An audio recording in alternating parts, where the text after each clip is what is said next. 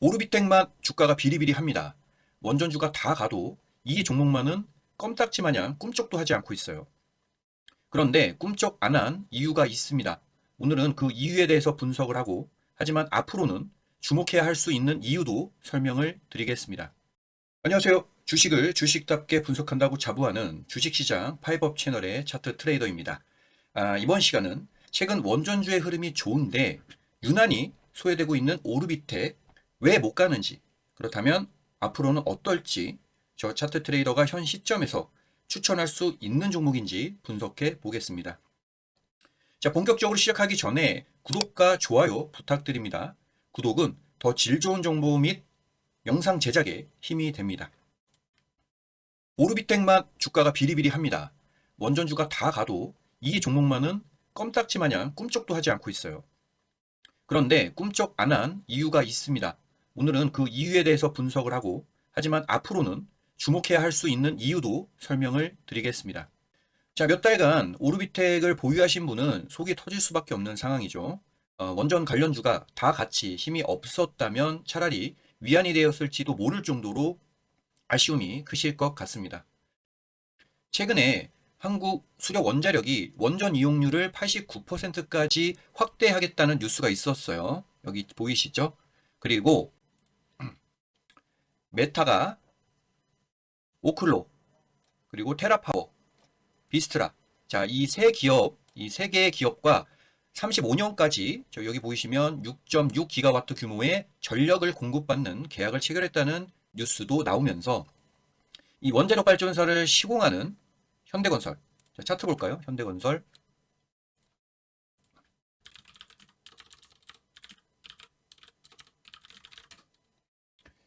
자, 현대건설이 아주 가볍게 지금 현재 상승을 했습니다. 지금 양봉이 5개가 나왔네요. 계속 그 매수세의 흐름이 이어지고 있는 상황이고요. 그리고 대표적인 원전 기자재 기업인 두산 에너빌리티. 네, 두산 에너빌리티. 두산 에너빌리티도 지금 현재 10만 원을 향해서 나아가고 있고, 그리고 한정기술. 한정기술도 상승세가 아주 좋습니다. 그런데 오르비텍은 움직임이 없죠. 계속 횡보만 하고 있습니다. 지금 거의 뭐 박스권에 갇혔는데요. 그렇다면 원전주가 아닌 걸까요? 원전주가 아니니까 안 간 걸까요? 아닙니다. 당연히 원전주입니다. 원전주 맞아요. 맞습니다. 기본적으로 지난 6월이죠. 이때 주가가 급등을 했는데 지난 6월에 이제 고리 원자력 발전소 1호기가 해체 승인을 받았다라는 소식이 전해지면서 이 오르비텍이 원전 해체주로서 시각에서 부각이 됐고 시세가 났습니다. 그래서 원전 해체주로만 알고 계신 분도 있으실 거라 생각을 해요. 하지만 오르비텍은 자, 지금 홈페이지를 보시면 자, 원자력 사업, 그래서 원자력 관련 시설의 방사성 관리 등 토탈 솔루션 서비스를 제공합니다. 물론 뭐 해체 작업, 뭐 자재 처분 같은 것도 그 사업에 있지만 어쨌든 간에 이 홈페이지 상 원자력 발전사의 방사성 관리 통제하는 기업이고, 최근에 뉴스를 통해서도 언급이 됐죠. SMR 소형 모듈 원전 사업을 시작을 했어요. 그리고 아까 이 메타가 이 세 개 기업, 그러니까 이 에너지 기업 세 개와 전력 공급 계약을 체결했다고 설명을 좀 드렸는데 이 중 두 개의 기업이 이 SMR 기업입니다. SMR 개발 기업이에요. 그러니까 오르비텍도 원전주 흐름에 따라 올랐어야 하는 종목인 건 맞습니다. 그리고 사실 아까 두산 에너빌리티도 설명을 드렸잖아요. 이 두산 에너빌리티도 이 SMR 전용 공장을 이번에 26년 1분기에 착공 예정에 있고요. 그리고 이미 SMR 개발사와 주기기 제작 계약도 체결을 한 상황입니다. 즉, 오르비텍은 완전한 원전주의자 원전 해체주의입니다. 그런데 주가는 왜 움직이지 않을까요? 이유는 간단합니다.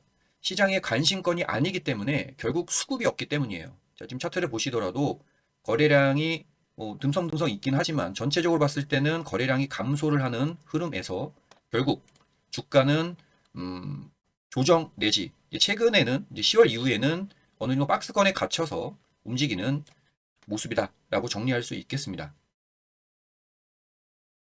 자, 예전에 영상을 통해서 자산주를 설명을 드린 적이 있어요. 자산주. 그래서 최근에 이제 자산주가 많이 올랐었잖아요. 뭐 천혜고속이라든가. 근데 이 자산주를 설명을 드릴 때 자산주가 뭐냐? 결국 기업이 보유한 토지나 건물이나 현금 아니면 뭐 현금성 자산 이런 것들을 합한 금액이 시총보다 큰 기업을 일반적으로 말을 합니다. 그런데 이 말인 즉슨 결국 자산 가치가 시총보다 크지만 결국 그 기업이 주가가 안 올랐다는 거잖아요.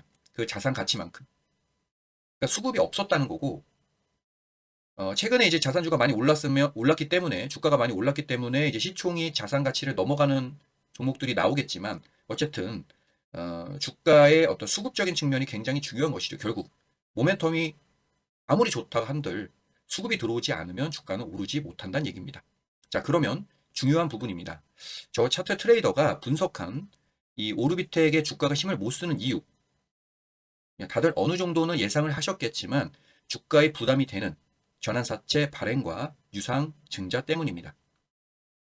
자, 전환사채가 많으면 주가에 부담이 된다는 내용은 지금 화면 상단 오른쪽에 표시되는 영상을 참고하시면 도움이 되실 테니 참고하시고요. 자, 그런데 좀 아쉬운 건 저 차트 트레이더의 유튜브 채널이 시작한 지가 얼마 되지 않아서 아직 조회수가 낮아요. 그래서 좋은 영상을 올려드렸는데 아직은 많은 분들이 도움을 받지 못하고 있는 상황입니다. 앞으로도 좋은 종목이나 종목 추천, 그리고 주식을 보는 방법, 그리고 경제 관련 정보 등을 꾸준히 올려드릴 예정이니까요.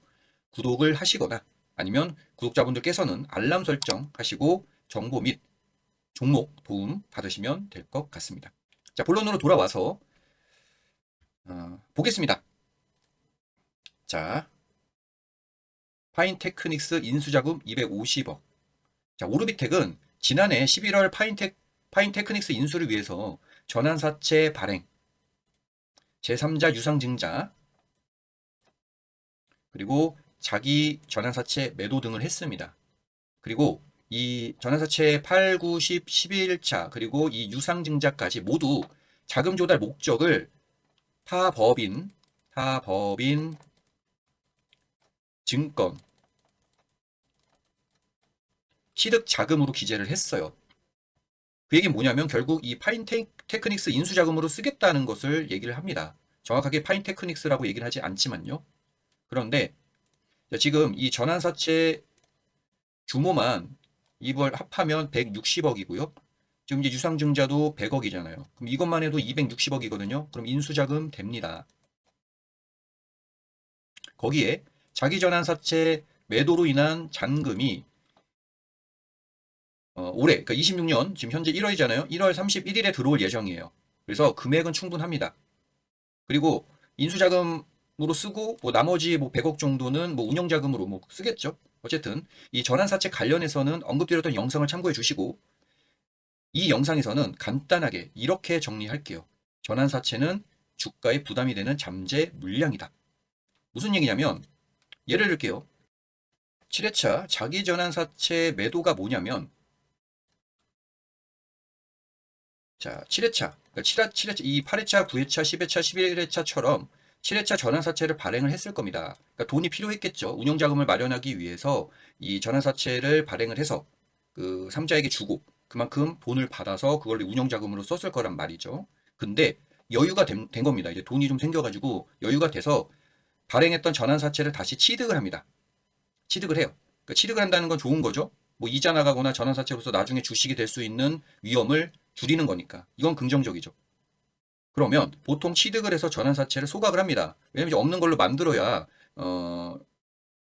그 주주를 생각하는 어떤 입장이 되는 것이고 어느 정도 기업의 입장에서도 긍정적으로 볼 수도 있는 겁니다. 그리고 기업이 어느 정도 자금이 있다라는 것도 강조를 할 수 있는 부분이고요. 그런데 이 오르비텍은 취득을 했다가 다시 제3자에게 판 거예요.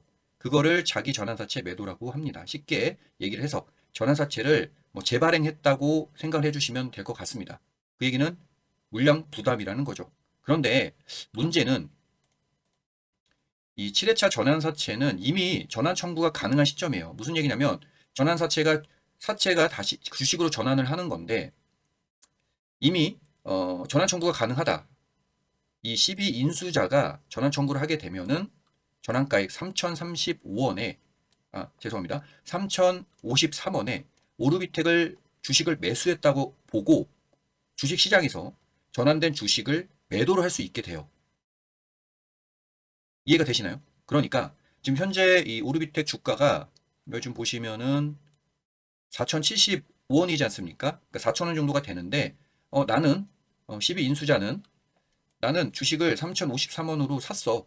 그리고 지금 현재 4,075원에 팔 수 있어. 그만큼 주식을 갖고 있고 매도를 할 수 있다는 겁니다. 주식시장에서 전환된 주식을 매도할 수 있게 되는 거예요. 즉 30% 정도 수익을 내고 팔 수 있다는 거죠. 그럼 어때요? 매도해도 지금 현재 수익이잖아요. 그러면 주가가 오르면 팔 겁니다. 그러니까 오르게 되면은 자꾸 매도를 해서 주가가 못 오르게 한다는 뜻을 어, 좀 이해를 해주시면 될 것 같습니다. 그런데 거기에 심지어 물량이 102억입니다. 즉 주식 총수 대비 정확하게는 12.34%입니다. 그래서 12.34%의 주식이 추가적으로 물량 부담으로써 나온다는 겁니다. 이해가 되실까요? 그러니까 한마디로 매물벽, 그러니까 주가가 오르면 위쪽에서 매물벽이 이렇게 있어가지고 못 오르게 계속해서 매도를 때린다는 거죠. 주가를 못 오르게 말이죠. 그런 부담이 앞으로 1월 31일 전후로 있다. 그렇기 때문에 주가가 어느 정도 그에 대한 어떤 부담을 느끼고 있는 상황인 거죠. 그리고 거기에다가 최근에 이 오르비텍이 이 BNP 주성이라는 비상장 기업의 인수가 됐어요. 자, 그래서 이 제3자 유상 증자 100억을 통해서 또 지분을 인수를 했고, 그리고 추가적으로 최대 주주 물량을 300억에 또 인수를 했습니다. 그 지분을 확보를 하면서 최대 주주가 되면서 회사를 인수를 했어요. 결국은 파인테크닉스 인수를 위해서 또 어수선했고요. 그리고 최대 주주가 변경되면서 또 회사가 어수선했어요. 거기에다가 이 BNP 주성이라는 비상장 기업은 이 오르비텍과 엮인 게 이번이 처음이 아닙니다. 이전에도 엮인 적이 있어요. 그런데 그 얘기까지 하면 영상이 길어지니까 생략을 하고요. 어찌됐든 이 오르비텍이라는 기업이 파인테크닉스 인수를 통해서 사업 영역을 확대를 하고 자금 여력이 있는 것으로 판단이 되는 이 BNP 주성이라는 최대 주주를 통해서 SMR 사업을 비롯한 다양한 사업 영역에 자금 투입이 될 수 있는 점은 긍정적인 건 맞습니다. 하지만 현재로서는 20년 1월 30일에 매도되는 7회차 12 물량이 올해 계속 나올 수 있다는 점이 계속 부담인 상황이라 수급이 쉽게 붙지 않는다고 분석할 수 있겠습니다. 하지만 이건 얘기 드릴게요. 전환 청구가 실제로 이루어져도 주가는 급등한 경우도 많습니다. 그러니까 무슨 얘기냐면 수급으로 밀어붙이면 계속 거래량이 나와가지고 12 물량을 소화를 할 수 있다는 거죠. 그러면 주가는 올라요. 아무리 전환 청구를 해서 주식이 나온다 한들 소화를 하고 어떤 모멘텀이 있으면 오를 수 있다는 것이죠. 그런데 지금 시장은 그럴 생각이 아예 없다는 겁니다. 부담을 느끼고 있다고 보시면 됩니다. 자, 그러면 중요한 부분 차트로 봤을 때 앞으로도 지금 같은 껌딱지로 움직일 것이냐, 그러니까 뭐 조금 움직였다가 다시 빠지고 하는 현재 최근에 몇 달간의 움직임이 계속 이어질 것이냐를 분석해 본다면 차트는 괜찮습니다. 오히려 위쪽으로 올라가려고 하면은 좀 누르고 있고요. 빠지는 걸 좀 버티는 모습이 나와주고 있어요. 그리고 아직 1월 말까지는 2주 정도 시간이 있고요. 그리고 10일 인수자도 아까 설명을 드렸듯이 주가가 더 오르면 그만큼 수익이 늘어납니다. 지금 30% 정도 수익인데 사실 큰 수익률은 아닙니다. 오르면 오를수록 수익이 커지기 때문에 그 매물 부담은 있는 상황은 맞지만 거래량이 터지면 전환사채 물량을 소화를 하면서 주가는 탄력을 받을 수 있다. 이렇게 정리하겠습니다. 자, 그러면 세 가지 시나리오를 제시를 해드릴게요. 자, 그래서 첫 번째는 뭐냐면 첫 번째는 지금 거래량이 없는 게 문제인데 지금 이 기간 조정 기간을 수개월간 잘 거쳤다고 봅니다. 그러면 앞으로 거래량이 터지는 게 중요하니까 거래량이 일단 나와야 돼요. 그래서 거래량이 터지면서 자, 이렇게 장대 양봉이나 아니면은 갭 상승, 정규장 기준이겠죠? 시가 갭을 띄우면서 상승을 하는 그림이 나올 수 있습니다. 자, 그러니까 원전주로서의 모멘텀은 충분히 있고요. 신규 매수를 그래서 노리신다면 아까 설명을 드렸듯이 거래량이 장대 양봉, 그러니까 거래량이 한 600만 주, 600만 주 정도가 터지면서 이렇게 장대 양봉을 세워주면서 4,500원 이상에서 주가가 마감이 되었을 때부터 차라리 관심을 이제 슬슬 가지시면 됩니다. 거래량이 일단은 나왔으니까. 하지만 장대 양봉 말고요. 갭상승 패턴도 충분히 나올 수가 있어요. 무슨 얘기냐면 갑자기 갭상승으로 한 4,400원 이상으로 쭉 시가를 시작을 해서 주가를 끌어올려서 이렇게 상한가에 가는 그런 흐름도 충분히 나올 수 있습니다. 근데 이런 종목을 이제 매매를 하려면 관심주에 등록을 하고 갭상승이 4,400원 이상 뜬다? 그러니까 뭐 10% 정도 상승 출발을 할 것 같다? 그러면은 관심을 일단 가지시고요. 시가 출발을 보고 그 다음에 좀 밀렸다가 다시 시가 돌파를 하는 시점에서 매수를 하는 어떻게 본다면 좀 추격 매수를 하는 관점으로 접근을 할 수도 있어요. 물론 초보자분들은 이런 매매가 어려울 겁니다. 그리고 갭상승했다가 주가가 밀릴 수도 있잖아요. 그래서 다소 이런 매매는 공격적인 매매 방법이기는 합니다. 하지만 이제 위쪽으로 먹을 폭이 좀 크기 때문에 자 이런 식으로 이제 만약에 이제 상한가를 간다면 추가 상승이 예상이 되잖아요. 아니면은 뭐 상한가가 안 간다 한들 거래량이 터진 상황이니까 추가 상승 여력이 충분히 있습니다. 그러니까 즉 위쪽을 먹을 폭이 어느 정도 있기 때문에 가능한 공략법으로 볼 수 있는데 초보자분들은 이런 매매가 하기 어려우시니까 자 두 번째 시나리오 설명드릴게요. 자 초보자분들은 이 오르비텍이 자 지금 이제 횡보를 하면서 저점은 그래도 높여가고 있거든요. 근데 이 저점이 깨집니다. 이런 식으로 주가가 흘러내리는 겁니다. 거래량 없이 흘러내려요. 뭐 가격대로는 한 3,600원 정도? 여기까지 이렇게 내려오면 차트가 좀 망가지죠. 네, 그러면 매수하는 겁니다. 보통 차트를 한번 망가뜨리고 나서 주가가 가는 경우가 많아요. 그렇기 때문에 오히려 이럴 때는 이제 거래량 없이 좀 밀리니까 매수를 할 수 있잖아요. 물론 그냥 떨어진다고 매수를 하는 것이 아니고 사실 이제 가장 핵심은 떨어졌다가 다시 이제 주가를 올리는 어떤 거래량이 나왔을 때 매수하는 게 가장 좋은데 자 이거를 하나하나 설명하기는 좀 너무 어렵습니다. 어쨌든 시나리오 자체는 이게 한번 차트가 망가졌다가 이 아래쪽에서 매수를 해서 추가적으로 빠질 자리가 거의 없거든요. 그래서 뭐 3,600원 정도 전후를 한 매수 전략을 취한다. 이렇게 보는 거고요. 자, 세 번째 전략은 그냥 매수 안 하는 겁니다. 전환 사채다. 최대 주주 변경이다. 뭐 이런 이슈가 신경이 쓰이시면 매수를 안 하는 것도 방법이 되겠습니다. 근데 이제 다만 이미 보유를 하신 분들, 지금 보유를 하고 계시잖아요. 특히 이제 이때 물리신 분들, 6월 때 빠져나오지 못하신 분들은 현재 흐름이 굉장히 아쉬울 겁니다. 원전주 가는데 못 가고 주가는 횡보만 하고 있고. 자, 그러면 첫 번째, 두 번째 시나리오를 한번 기다려 보시면 될 것 같습니다. 한마디로 현재 매도 자리는 아니라는 겁니다. 보유하신 분들은 말이죠.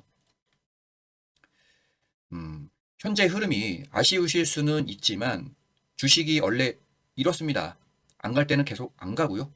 갈 때는 언제 그랬냐는 듯이 또 급등을 할 수도 있어요. 그렇기 때문에 일단 좀 조급해하지 마시고 조만간 거래량이 나오는 시점이 뭐 뉴스를 통해서든 아니면 공시를 통해서든 나올 수가 있으니까 거기에 맞춰서 좀 대응을 좀 해주시면 될 것 같습니다. 자, 이번 시간은 주가가 힘을 못 쓰고 있는 오르비텍 종목에 대해서 설명을 드렸습니다. 자, 우리 채널은 돈이 먼저 움직이는 쪽을 봅니다. 투자는 각자 책임이지만 흐름을 놓치지 않는 건 실력이죠. 혼자 보기엔 빠르고 함께하면 편한 시장입니다. 자, 구독해 두시면 제가 철저히 분석해서 시장의 주도적인 흐름과 종목들 가져오겠습니다. 자, 오늘 영상 마무리하겠습니다.